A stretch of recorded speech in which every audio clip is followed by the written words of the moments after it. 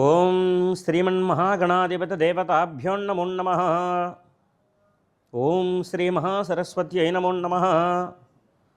ఓం శ్రీ గురుభ్యో నమో నమః. శ్రీమాత్రే నమో నమః. వ్యాసాయ విష్ణురూపాయ వ్యాసరూపాయ విష్ణవే నమో వై బ్రహ్మణితయే వాసిష్ఠాయ నమో నమః.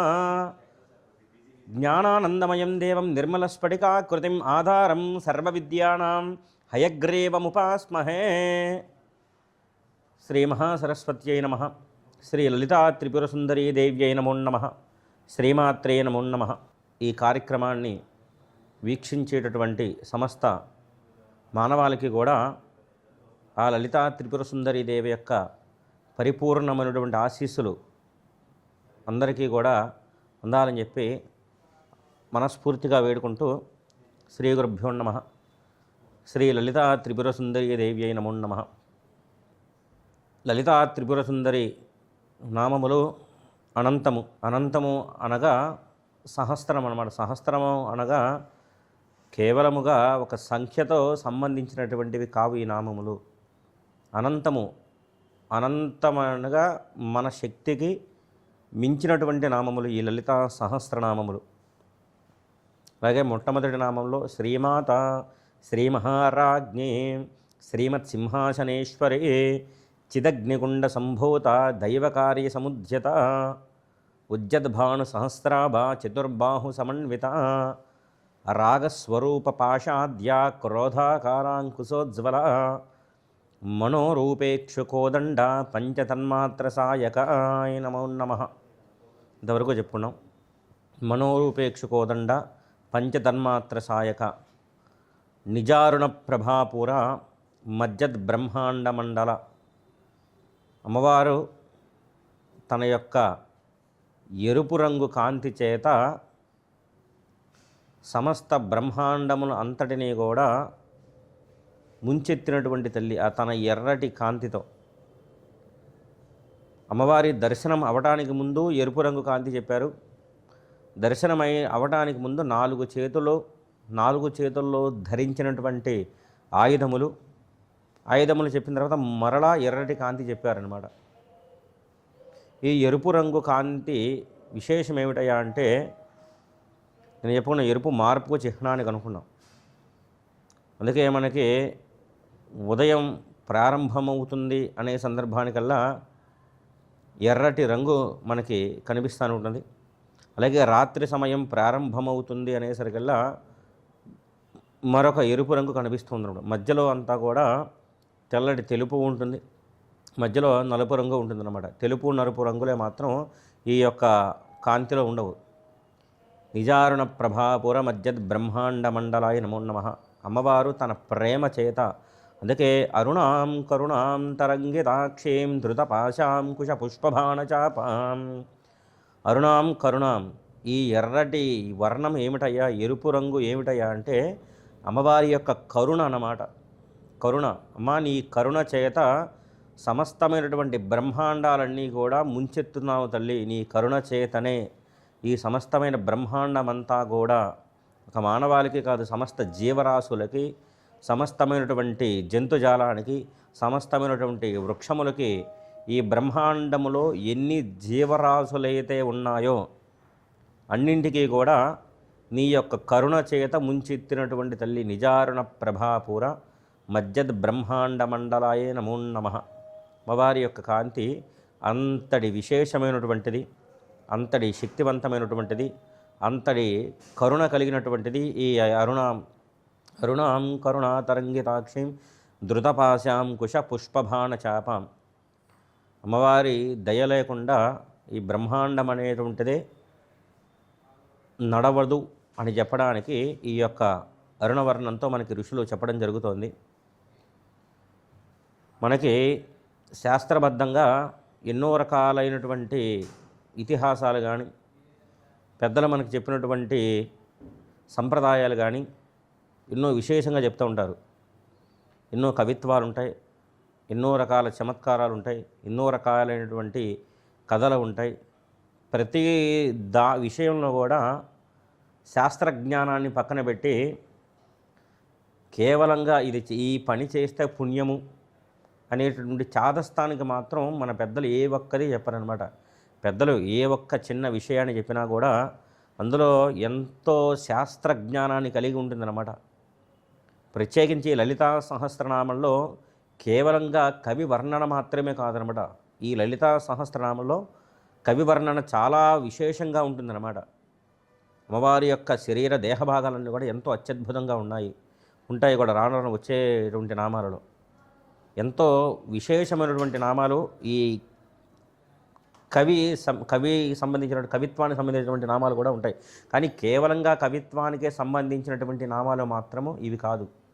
ఈ నామాల వెనక ఎంతో శాస్త్రజ్ఞానము కూడా మనకి పెద్దలు చెప్తూ ఉంటారనమాట. అందుకే మనం శ్రీమాత్రే నమః నామం నుంచి కనుక పరిశీలించినట్టయితే మనం మొట్టమొదట ఉద్భవించినటువంటి ఉదయిస్తాం. అమ్మ తల్లి గర్భంలోంచి మనం ఇక్కడ భూమండలానికి వచ్చాం. అమ్మే కారణం కాబట్టి శ్రీమాత. తర్వాత ఎదుగుతూ ఉంటాం. మన ఎదుగుదలకి కారణం కూడా ఆవిడే, శ్రీ మహారాజ్ఞి. సమయానికి తిన్న పదార్థం అరిగేలాగా చేస్తుంది, పడుకున్న వెంటనే నిద్ర పట్టేలాగా చేస్తుంది శ్రీ మహారాజ్ఞి. శ్రీమత్ సింహాసనేశ్వరి ఆవిడ ఆజ్ఞను అనుసరించే సమస్త బ్రహ్మాండమంతా కూడా నడుస్తూ ఉన్నదన్నమాట. ఈవిడంటే ఎక్కడి నుంచి చిదగ్నిగుండ సంభూతాయ నమో నమః. ఈ యొక్క చిదగ్నిగుండం అంటే ఎక్కడో లేదయ్యా, నీ యొక్క దేహంలోనే అగ్నిస్వరూపంలో ఉంటుందన్నమాట. అందుకే చూడండి, ఎంత చలికాలంలో అయినా సరే చేతులు ఇలా రాబడిస్తే వెచ్చగా తగులుతాయి అన్నమాట. ఈ అగ్ని ఎక్కడి నుంచి వచ్చిందంటే నీ లోపలే చిదగ్ని రూపంలో ఉందన్నమాట. చిదగ్ని రూపంలో ఉంటుంది. చిదగ్నికుండ సంభూత. మన మనస్సులోనే మన దేహంలోనే చెడు ఆలోచనలకి మంచి ఆలోచనలకు యుద్ధం సంభవిస్తూ ఉంటే మంచిని ప్రేరేపించి చెడును నిర్మూలించే తల్లి కనుక దైవకార్య సముద్యత ఉద్యద్భాను సహస్రాభ చతుర్బాహు సమన్వితాయ నమో నమః. కాబట్టి ఉద్యద్భాను సహస్రాభ అంటే అమ్మవారు ఉదయిస్తున్నటువంటి సూర్యనారాయణ మూర్తి కాంతితో మన ఉదయించినటువంటి తల్లి. ఉద్యద్భాను సహస్రాభ చతుర్బాహు సమన్విత. ఎందుకు ఈ నామాలు మరలా చెప్పుకుంటున్నామంటే అమ్మవారి వైభవాన్ని ఇంతటితోనే పరిసమాప్తి అయిపోతుంది అనేది కాదనమాట. ఒక్కొక్క నామాన్ని పట్టుకున్నటువంటి వాళ్ళు తన జీవితంలో ఒక్క నామానికి కూడా అర్థం తెలుసుకోలేమో అనేటువంటి స్థాయికి ఎదిగారనమాట మహానుభావులు. ఎందుకంటే ఈ మహాసముద్రం కేవలంగా అమ్మవారు ఉదయిస్తున్నటువంటి సూర్యనారాయణ మూర్తి కాంతితో వెలిగేటటువంటి తల్లి మాత్రమే కాదనమాట. ఇందులో ఎంతో వైజ్ఞానికం ఉంది, వేదానికి సంబంధించిన విశేషాలు ఉన్నాయన్నమాట. అందుకే మన పెద్దలు ఏ ఒక్క చిన్న సంప్రదాయం పెట్టినా అదేదో ఊసుపోక పెట్టరు అనమాట. మనకి సంప్రదాయ ప్రకారం పర్వదినాలు చూడండి, ప్రతి పండగకు కూడా ఎంతో వేదాంత రహస్యాలు చెప్తారనమాట. అది వేదాంత రహస్యం ఉండేది, వైజ్ఞానికం ఉండేది. మనకి తెలుగు సంప్రదాయం ప్రకారం మొట్టమొదట వచ్చేటటువంటి పండగ ఏమిదయ్యా అంటే యుగాది. దాన్ని ఉగాది పండుగ అని కూడా మనం చెబుతూ ఉంటాం. ఉగాది పండుగ. ఈ ఉగాది పండుగకి ప్రత్యేకించి ఉపవాసం చేయమని కానీ లేదా ఒక దేవతామూర్తిని విశేషించి ఆరాధించమని కానీ ఎక్కడా మనకి చెప్పరనమాట. ఉగాది పండుగ అంటే ఆ రోజే తిథే పండుగ, రోజే పండుగ కనుక ఆ రోజున మనకు పెద్దలు చెప్పినటువంటి నియమం ఏమిటంటే ఏ పదార్థం తినకపోయినా సరే ఉగాది పచ్చడి మాత్రం ప్రత్యేకించి తినమని మనకు చెప్తారనమాట. దేనికండి ఉగాది పచ్చడిలో షడ్రుచులు ఉంటాయి. అందులో దానికి మనకు చెప్పేది ఏమిటంటే షడ్రుచులు ఈ సంవత్సరం అంతా కూడా కష్ట సుఖాలన్నీ కూడా ఉంటాయి. ఆ జీవితాన్ని నువ్వు చక్కగా ఆనందించడానికి, కష్టాలు వచ్చినా దాన్ని ఎదుర్కొనడానికి ఈ షడ్రసోపేతమైనటువంటి భోజనాలు చేయమని అంతరార్థం. షడ్రుచులు కలిసినటువంటిదే జీవితంలో కూడా చెప్తారనమాట. అందులో వైజ్ఞానికం ఎంత ఉందయ్యా అంటే ఈ ఉగాది పండుగ ప్రారంభానికి ముందుటి రోజున మనకి ఈ పొంగు అనేటువంటి వ్యాధి లక్షణాలు ఎక్కువ వస్తాయి. అమ్మవారు పూసిందని అంటారు, అమ్మవారు పూసింది, అమ్మవారు వచ్చిందని అంటూ ఉంటారు. చాలా పిల్లలకి పొంగు లక్షణాలు అప్పుడే కనిపిస్తాయి అన్నమాట. ప్రత్యేకించి డిసెంబర్, నవంబర్ల మాసాల్లో ఎక్కువగా రావు. జనవరి నుంచి ఈ ఏప్రిల్, జూన్, మార్చి, ఏప్రిల్ మాసాల్లోనే ఎక్కువగా వస్తాయి అన్నమాట. చైత్రమాస, వైశాఖ మాసాల్లో. వీటికి విరుగుడు ఏమిటయ్యా అంటే అమ్మవారు చెప్పినటువంటి, పెద్దలు చెప్పినటువంటి విశేషం ఏమిటయ్యా అంటే ఆ రోజున మనకి వేప పువ్వుని ఈ షడ్రుచులను కలిపి దేహంలోకి గనక తీసుకున్నట్టయితే నీ శరీరంలో వచ్చినటువంటి సమస్త రకాల రుగ్మతలను తొలగించి ఆ యొక్క వచ్చేటటువంటి ఉపద్రవాన్ని నీ దరిజారకుండా ఉంటే ఈ పొంగులు ఆట్లమ్మకి నివారణ ఏమిటయ్యా అంటే ఆ వేప పువ్వు, వేప పచ్చడి అన్నమాట. తర్వాత కొద్దిగా ముందుకు జరుగుతుందన్నమాట. శ్రీరామ నవమి పర్వదినం వస్తుంది. శ్రీరామ నవమి. ఈ నవమి పండుగలో విశేషం ఏమిటయ్యా అంటే శ్రీరామచంద్రమూర్తికి కళ్యాణం చేస్తారు. ఆ తర్వాతన వడపప్పు పానకం అందరికీ నివేదన చేస్తారనమాట. శ్రీరామాయణం మొత్తం అంతా కూడా 24,000 శ్లోకాలు రచింపబడింది. 24,000 శ్లోకాలలో ఎక్కడా కూడా రామచంద్రమూర్తి పానకం తాగినట్టు కానీ, సీతమ్మ వారు వడపప్పు తిన్నట్టు కానీ మనకి ఎక్కడా వాల్మీకి మహర్షి చెప్పలేదు, ఇతర ఋషులు చెప్పలేదన్నమాట. కానీ ఎందుకండి శ్రీరామనవమికి మాత్రమే ఎందుకు ఈ యొక్క పానకము, ఈ వడపప్పు నివేదన చేస్తారయ్యా అంటే, రామచంద్రమూర్తి యొక్క వివాహం కళ్యాణ ముహూర్తం చూడండి, అభిజిత్ లగ్నంలో మిట్ట మధ్యాహ్నం 12 గంటలకి పూర్తవుతుందన్నమాట. నడినెత్తి మీద సూర్యనారాయణమూర్తి తాండవం చేస్తూ ఉంటాడు, విపరీతమైనటువంటి ఎండ. అందుకే మీరు భద్రాచలం లాంటి పుణ్యక్షేత్రాలు యొక్క క్షేత్రం వెళ్ళినప్పుడు కూడా కళ్యాణం జరుగుతుంది సగం పక్కన పెట్టండి, ఇంకా చెమట కారిపోతుంటే విసురుతానే ఉంటారన్నమాట. అంత విపరీతమైనటువంటి ఎండ తీవ్రత ఉంటాడు సూర్యనారాయణమూర్తి. మరి 12 గంటలకి వివాహ ముహూర్తం అయ్యి చక్కగా ఇంటికి వెళ్ళాలంటే భక్తులందరూ కూడా ఈ సూర్యనారాయణమూర్తికి తాపానికి తట్టుకోలేక కలుదిరిగిపోయి వడదెబ్బ తగిలేటటువంటి అవకాశం ఉంటుందన్నమాట.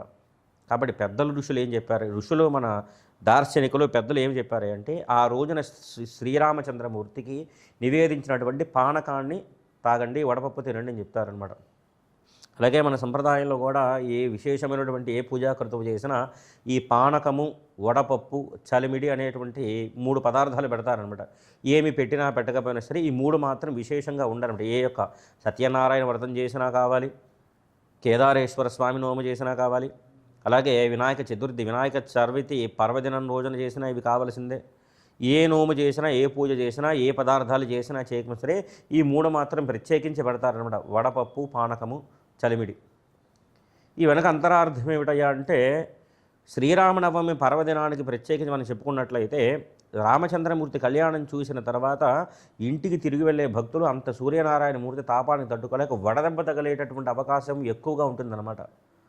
కాబట్టి శాస్త్రంలో దానికి విరుగుడు నివారణ ఏమిటయ్యా అంటే పానకమే. పానకంలో ఏమిటాయంటే వేడి చేసే పదార్థాలు ఎక్కువగా వేస్తారనమాట. మిరియాలు వేస్తారు, యాలకులు వేస్తారు. కాబట్టి ఈ మిరియాలు, యాలకులు కూడా ఎప్పుడు దేహంలో వేడిని పెంపొందింపజేసేటటువంటి లక్షణం కలిగినటువంటివి.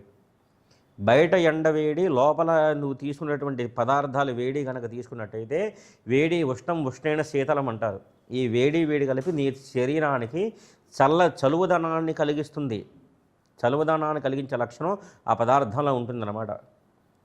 ప్రత్యేకించి దాని పేరే వడపప్పు అన్నమాట. ఆ పదార్థం కనుక స్వీకరించినట్టయితే వడదెబ్బ తగలకుండా నీ శరీరానికి రక్షణగా నిలబడుతుంది. అందుకే దాని పేరు వడపప్పు అని పెట్టారు.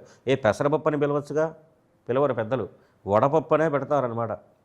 కాబట్టి అంతటి వైజ్ఞానికాన్ని, శాస్త్రజ్ఞానాన్ని కూడా చెప్పినటువంటి పెద్దలు సనాతన ధర్మంలో మాత్రమే ఉంటారనమాట.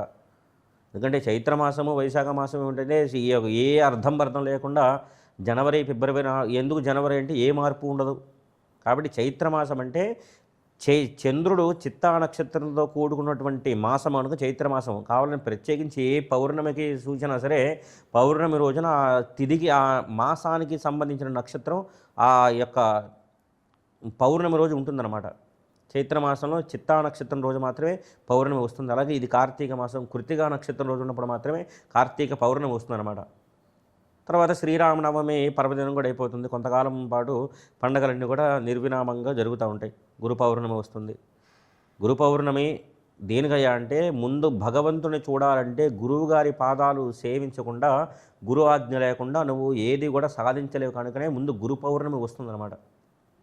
తర్వాత వినాయక చవితి పర్వదినం రోజున మీరు ఏ పదార్థం చేసినా చేయకపోయినా సరే గణపతికి మాత్రం ప్రత్యేకించి కుడుములో ఉండ్రాలు ప్రత్యేకించి చేయమని చెప్తారనమాట. ఉండ్రాలు ప్రత్యేకించి చేయమనడానికి. అలాగే గణపతి నిమజ్జనం వెనక రహస్యం ఏమిటో తెలుసా అండి? ఎండాకాలం అయిపోయిన తర్వాత వర్షాలు పడుతూ ఉంటాయి.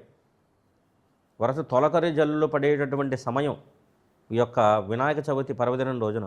ఈ తొలకరి జల్లులు పడేటువంటి సమయంలో, వర్షం పడేటువంటి సమయంలో చలిగి ప్రభావం కూడా ఎక్కువగా ఉంటుంది. మనం మొన్నటిదాకా చూసాం, నదులన్నీ పొంగి పొరలుతూ ఉన్నాయి, వరదలు వచ్చేసినాయి, ఇళ్ళ మీదకి వచ్చేసినాయి, వరదలు వచ్చినాయండి అని చెప్తూ ఉన్నారు.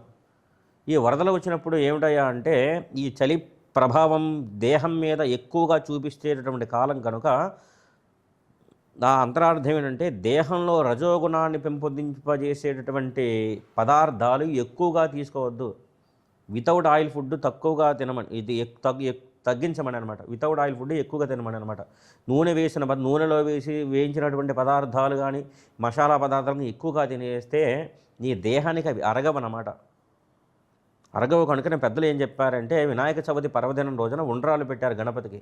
ఉండ్రాయి చూడండి, అందులో ఎక్కువ మసాలా ఉండదు, ఉప్పు కారాలు ఎక్కువగా ఉండవు, చప్పిడిగా ఉంటుందన్నమాట. ఈ వర్షాకాలం అయిపోయేంత వరకు కూడా ఇటువంటి సాత్వికమైనటువంటి పదార్థాలు కనుక నువ్వు స్వీకరించినట్లయితే గనక నీ దేహంలో ఎటువంటి అనారోగ్యాలు రాకుండా ఉంటాయి. అంతే తప్ప వినాయకుడికి ఒక్కరోజు ఆ రోజున ఉండ్రాలు నివేదన చేసేసి ఇంకా 9 రోజులు వెర్రిగాంతులు వేస్తూ 11 రోజులు వెర్రికేకలు వేస్తూ పెద్ద పెద్ద లడ్డూలు చేసి ఆయన నెత్తి మీద పెట్టి ఊరేగించమని కాదు అంతరార్థం. పెద్దలు ఏం చెప్పినా సరే అందులో ఎంతో వేదాంత రహస్యాన్ని వైజ్ఞానిక రహస్యాన్ని చెప్తారనమాట. కాబట్టి అందుకనే ఇంతటి రహస్యం పెట్టారనమాట. పైగా 9 రోజులు కూడా గణపతిని ఆరాధించిన తర్వాత ఈ యొక్క గణపతిని నీటిలో నిమజ్జనం చేయమని అటువంటి ఒక సిద్ధాంతం కూడా చెప్తారనమాట. అందులో ప్లాస్టర్ ఆఫ్ ప్యారిస్ విగ్రహాలు కాదు కానీ వెనక బంకమట్టి విగ్రహాలు చెప్పేవారనమాట. మట్టితో కూడుకున్నటువంటి విగ్రహాలని నిమజ్జనం చేయమని. ఎందుకో తెలుసా అండి, ఈ మట్టి వినాయకుడి నిమజ్జనం వెనక రహస్యం. ఈ మట్టి వినాయకుడి వెనక రహస్యం ఏమిటయ్యా అంటే ఈ చెరువులు బావులు పొంగుతున్నప్పుడు గతంలో ఇన్ని ఆనకట్టలు ఉండేవి కాదు, ఇన్ని యొక్క నదిని అదుపు చేసేటువంటి లక్షణాలు ఉండేవి కాదు కనుక వర్షాలు పొంగినప్పుడే ఈ యొక్క వర్షాలు పెరిగినప్పుడే ఈ నదులు చెరువులోని పొంగుతాయి కనుక ప్రతి గ్రామానికి కానీ ప్రతి పట్టణానికి కానీ ఒక చెరువు కానీ ఏదో కూడా ఉండేదన్నమాట. ఈ గ్రామస్తులందరూ కూడా అక్కడికి వెళ్ళి ఒక గ్రామంలో ఒక 100 గడపలు ఉన్నాయనుకోండి, 100 కుటుంబాలు ఉన్నాయి. ప్రతి కుటుంబానికి కూడా వెళ్ళి ఒక గుప్పెడు 2 దోశలతో మట్టి తీసుకున్నారు. 100 దోశలతో మట్టి తీస్తే ఎంత అవుతుందండి? ఆ మట్టిని తీసి గణపతి ఆకృతి చేసి 9 రోజులు ఇంట్లో పూజించేవారనమాట. 9 రోజులు ఇంట్లో పూజించిన పిదప 9 రోజులు ఆ మట్టి ఆ చెరువులో లేకపోయిన కారణం చేత ఈ కురిసినటువంటి వర్షం 1 అడుగో 2 అడుగులో కొద్దిగా భూమిలోకి ఇంకుతుందన్నమాట. ఇంకిన తర్వాత 21 పత్రులు చెప్తారు. 21 పత్రులు వెనక అంతరార్థం ఏమిటయ్యా అంటే 21 పత్రులతో కూడి ఈ మట్టితో కలిపినటువంటి గణపతిని ఆ నీటిలో వేయటం ద్వారా కొన్ని ఔషధ గుణాలు ఆ నీటికి చేకూరుతాయి అన్నమాట. ఔషధ గుణాలు ఇదంతా ఆయుర్వేద శాస్త్రం. ఎందుకో తెలుసా అండి, వర్షాలు పడినప్పుడు రహదారుల మించి నీరు ప్రవహిస్తూ ఉంటుంది. అనేక మంది రహదారుల మీద నడుస్తాము, కొంతమంది ఉమ్ము వస్తారు, కొన్ని జీవాలు చనిపోతాయి, కొన్ని సందర్భాల్లో విషపూరితమైనటువంటి కీటకాలు చనిపోతాయి, మన వాహనం కింద పడి ఎన్నో రకాల జంతువులు చనిపోతాయి. కొన్ని సందర్భాల్లో సర్పాలు విషాన్ని చిమ్ముతాయి నేల మీద ఈ భూమి మీద. ఇవన్నీ కూడా నేల మీద ప్రవహించిన నీళ్ళని కూడా నదిలో వెళ్ళి కలుస్తాయి అన్నమాట. నదిలో వెళ్ళి కలిసిన తర్వాత ఆ నీళ్ళు తాగడానికి ఉపయుక్తం కాదు, స్నానం చేయిస్తే అందులో దద్దుర్లు వచ్చేస్తాయి. అందుకే పెద్దలు ఎప్పుడూ కూడా భాద్రపద శ్రావణ మాసాల్లో మనకి నదీ స్నానం అనేటటువంటిది పెట్టలేదన్నమాట. నదీ స్నానం పెట్టకపోవడానికి గల కారణం ఏమిటంటే ఈ భాద్రపద శ్రావణ మాసాలుగా నదిలో స్నానం చేస్తే ఆ నీళ్లు తాగడానికి యోగం కాదు, నీకు దేహానికి కూడా కొన్ని అవలక్షణాలు వచ్చేస్తాయి. దేహానికి సంబంధించి చర్మ వ్యాధులు వస్తాయి, నీరు తాగడానికి కూడా పనికిరావు, కొన్ని అంటు వ్యాధులు ప్రబలిపోతూ ఉంటాయి. కనుక పెద్దలు ఏం చెప్పారంటే ఈ పత్రులతో కూడిన నీరన్నీ కూడా ఒక నెల రోజులో 15 రోజుల్లో నీటిలో నానాయనుకోండి, ఈ మారేడని జమ్మాకని కొన్ని 21 పత్రులు అవన్నీ నీటిలో నాని మరలా కార్తీక మాసము వచ్చేసరికి ఆ నీరు